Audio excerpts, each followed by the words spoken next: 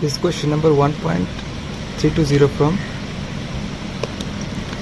Irodov, and from the topic fluid dynamics or hydrodynamics. And in this question it is given that a bent tube is lowered into a water stream as shown in figure. The velocity of the stream relative to the tube is equal to v equal to 2.5 meter per second. The closed upper end of the tube is located at a height h not equal to 12 centimeter, has a small orifice. To what height h will the water jet spurt? So let's draw the related or equivalent diagram of this question. So this is our diagram of the question, and this is our orifice. So this is our stream of the liquid, and one bended tube is immersed in this stream. So let's the one end of the tube is at a distance x from the surface of the tube, and other end of the tube is at a height h naught from the surface of the tube. Now let us consider 2 points 1 and 2 on the surface of the 1 and 2 on the two end of this bended tube. Now we'll apply the Bernoulli equation at point 1 and 2 for solving this question. So first let apply Bernoulli equation. Bernoulli's equation at point 1 and 2. At 1 and 2. So Bernoulli equation at point 1 will be P1 plus half rho, and let its velocity is v. P1 plus half rho v square plus rho g and h. And now h, as we are taking this section as a datum level, so its height will be 0 for section 1. That will be equal to P2. Now P2 is atmospheric pressure, that means P0 plus half rho v means velocity at the point 2, then its velocity at the point 2 is equal to velocity of a flask, that is v square plus rho g, and total height between point 1, total distance between point 1 and 2. So total height difference between point 1 and 2 is x plus h naught. So if we arrange this equation, then we can write this equation as P1 plus half rho v square plus 0 equal to P0 plus half rho v square plus rho g into x plus h naught. So let this is our equation number 1.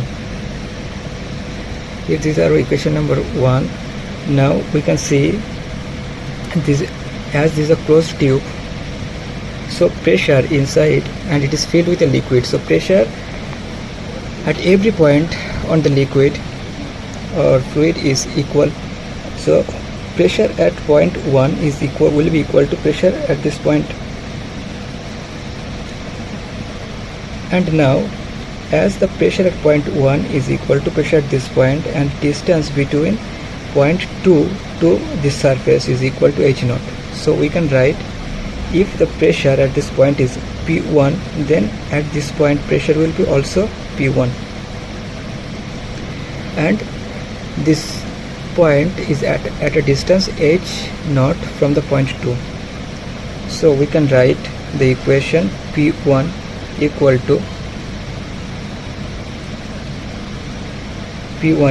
to P naught plus rho g x, because we can see here pressure is P1 and here it is open to atmosphere, so its pressure is P naught. Now the distance between these two levels is x. So if this is atmospheric pressure P naught, then at a depth x from the atmospheric pressure will be P naught plus P1 equal to P naught plus rho g x. Now we will substitute, let this is our equation number 2. Now we will substitute the value of equation P1 from equation number 2 to our equation number 1.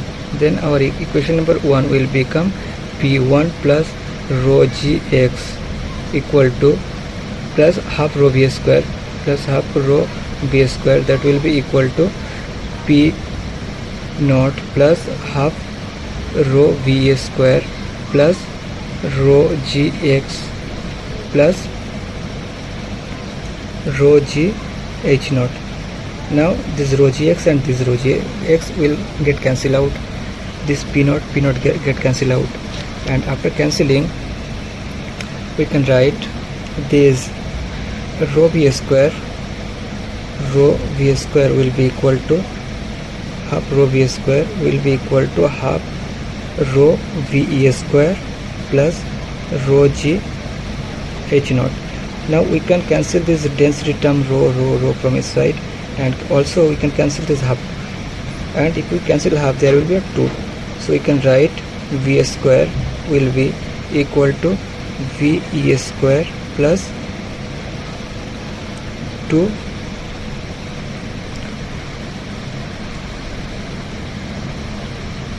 g h naught, or we can write ve square equal to v square plus minus 2 g h naught. So this is our equation number 3. Now we'll consider the velocity. After the point 2. The velocity at the point 2 is velocity of a flask, that is ve, and when it reaches at a height h, then its velocity will be free fall velocity. Now as we know, free fall velocity is equal to 0, and at this height our velocity will become 0. So we can again write this equation as 0, because our ultimate velocity or final velocity is 0 equal to, and initial velocity is ve, 0 equal to ve square minus 2 g, and height difference between these two levels is h. So we can write this as 2gh. That this is our equation number 4. So from equation number 4 we can write ve square is equal to 2gh. Let this is our equation number 5. Now we'll substitute the value of ve square from equation number 5 to our equation number 3, and then our equation will become 2gh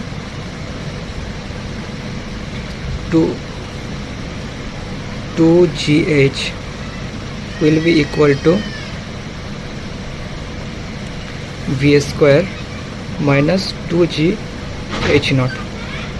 Now if we divide this term by 2g, then our equation will become 2g h divided by 2g will be equal to v square divided by 2g minus 2g h naught divided by 2g.